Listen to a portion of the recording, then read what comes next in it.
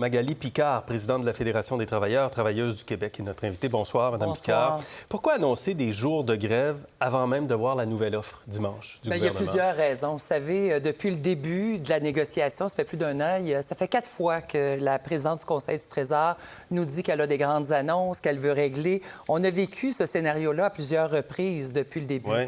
Alors, s'il fallait attendre à chaque fois, nos gens, d'un, seraient extrêmement déçus si on disait que nos attentes étaient à ce point élevé, qu'on est prêt à mettre nos stratégies de côté, et d'un. Deuxièmement, il faut aussi savoir que la loi fait en sorte qu'on doit aviser l'employeur 10 jours d'avance avant de faire une grève. Alors là, on se comprend, le 6 novembre, le 10 jours pas des maintenant. grosses attentes pour dimanche? Moi, j'espère être agréablement surprise. Pour être honnête avec vous, j'ose espérer que le gouvernement de François Legault, que la ministre Lebel a pris des notes. Là. Le 23 septembre, 100 000 personnes dans les rues de Montréal, un vote de grève à 95 % et là, une première journée de mobilisation le 6 novembre. Il me semble que ça devrait être assez pour que le gouvernement, j'écoutais le premier ministre François Legault dire qu'il veut régler, il y aura une offre bonifiée. Bien, moi, j'ai très, très hâte de voir ça. Ouais. Est-ce que nos attentes sont super élevées? Mais quand on annonce des grèves le 6, le 7 et le 8, là, quand on prend tous les syndicats, on annonce ça au moment, dans les derniers jours, et au même moment, le gouvernement vous dit « Oui, mais on arrive avec une... » Est-ce que ça ne donne pas l'impression que vous avez déjà refusé, dans le fond, l'offre et qu'on va continuer à négocier? Non, absolument pas. Puis, très honnêtement, j'étais avec mes collègues ce matin, on a vu la conférence de presse. On est tous à la même place. On a été déçus. Hein? On ne peut pas nous en vouloir d'avoir été déçus depuis les 12 derniers mois. Mais est-ce qu'on souhaite ou est-ce qu'on est prêt à regarder une offre sérieuse, à annuler la journée de mobilisation de grève du 6 novembre? Absolument. Qu'est-ce qui ferait que vous annuleriez cette journée-là? Il faudrait absolument que ce soit que l'offre qui sera déposée dimanche viennent remplir vraiment les attentes des gens qu'on représente. Donc, on demande 21 21 sur 3 ans. C'est ça qu'il faut dimanche, où on peut se rapprocher de ça, laisser tomber la grève et continuer à négocier? Parce que là, on parle du 21 c'est qu'il n'y a pas juste le 21 On le dit depuis le début, hein? Les enjeux en santé, services sociaux, éducation, oui, il y a le salaire, puis c'est primordial de régler qu'il y ait un rattrapage salarial, puis enfin que nos salaires soient compétitifs et alléchants. Mais il y a aussi des problématiques sur le terrain. Et là, bien, il faudrait qu'il y en ait un des deux là, qui soit complètement comblé, soit l'augmentation salariale ou encore que nos revendications pour améliorer les réseaux soient rencontrées. Mais quand on vous parle, puis quand on parle à des gens au gouvernement, puis quand on parle à tout le monde semble s'entendre pour dire, ben oui, il va y avoir une grève. Il va y avoir une grève, il va même y avoir une grève générale illimitée. De toute façon, face à ses membres, Magali Picard, Éric Gingras, tout le monde, doivent quand même montrer qu'ils se sont battus fortement face au gouvernement. Vous répondez quoi à ça? Bien, je réponds que c'est de vieilles pratiques. Dans le passé, je dois être franche avec vous, là, les travailleuses et travailleurs, avant d'avoir fait des moyens de pression, se disaient tant qu'on n'en a pas, on n'aura pas été chercher la meilleure offre. On sait quand même, vous savez, avec les années, avec l'expérience, on a développé d'autres stratégies, comme d'organiser une manifestation en dehors d'un jour de semaine, un samedi, ce qu'on a fait le 23 septembre. Ça, c'est un beau message au gouvernement, là, plus de 100 000 personnes.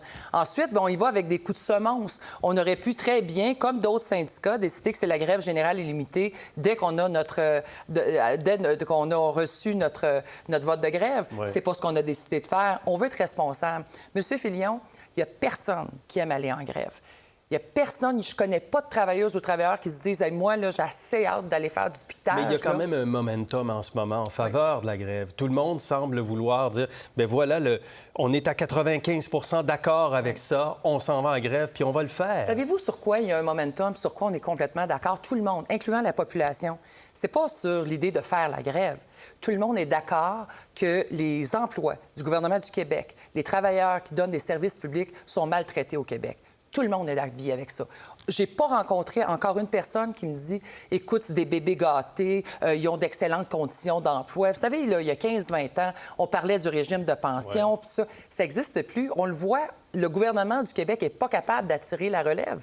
Donc, nos gens quittent. Nos professeurs d'école vont travailler dans des usines. C'est pas des farces, là, tu sais. On a 18 de nos travailleurs de premier niveau qui, actuellement, consultent et vont chercher des aliments dans les banques alimentaires. C'est pas des chiffres que j'invente, là. C'est ça, les statistiques. C'est grave, là. Ça frappe quand même sur les banques alimentaires. Vous avez le soutien... Vous sentez que vous avez le soutien de la population? Comme jamais. Comme jamais.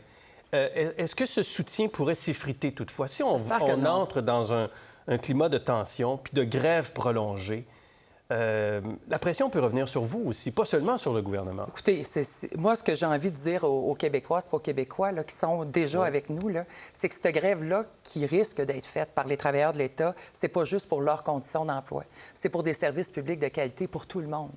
Tout le monde va bénéficier de ce qui se passe actuellement. On est tous tannés d'attendre des heures interminables dans nos hôpitaux, d'amener nos enfants dans des écoles insalubres, des écoles où on a besoin d'un nouveau système de ventilation. Il faut absolument que nos gouvernements deviennent imputables de ce qui se passe. Ce sont leurs établissements, leurs employés. On mérite mieux comme Québécois. Est-ce que vous êtes d'accord? Plus d'impôts. On a choisi ça comme population. Bien là, il faut qu'on voit le gouvernement prendre des mesures dans ce sens-là. Quand le gouvernement évoque, puis ça ne vise pas nécessairement vos membres, mais ça vise les syndicats au sens large, puis M. Legault parlait des infirmières aujourd'hui. Quand on parle d'horaires plus flexibles, de montants différenciés, d'offres différenciées, modulées, de flexibilité, elle est où l'ouverture syndicale de ce côté-là? Elle est au rendez-vous. Moi, je suis extrêmement tannée, vous le savez mieux que quiconque, là, cette négociation-là, les précédentes au Québec se font beaucoup sur la place publique. Et beaucoup. Et on a appris en même temps que tout le monde par X qu'on avait un nouveau dépôt. C'est assez invraisemblable. Moi, je n'ai jamais vu ça dans ma carrière.